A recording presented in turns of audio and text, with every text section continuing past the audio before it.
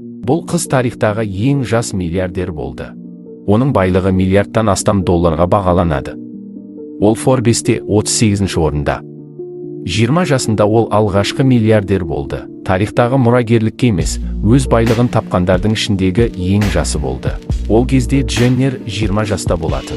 Ол Фейсбуктың негізін қалаушы Марк Цукербергтен озып кетті. Ол 23 жасында белеске жеткен. Оның танымалдылығын әлеуметтік желілердегі 400 миллион жазылушымен бағалауға болады. 2007 жылы болашақ миллиардер анасымен және әпкелерімен бірге Кардашьяндар отбасы деп аталатын реалити шоуға қатысты. Ол кезде небәрі 10 жаста еді. Шоу өте танымал болды. Ал 2018 жылы Кайли косметика сатудан 900 миллион доллардан астам табыс тапты. Және Кайли Дженнер әлемдегі ең жас миллиардер ретінде танымал болды.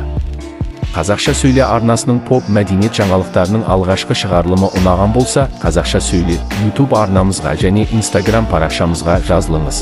Материалды дайындаған Дулат Арафат.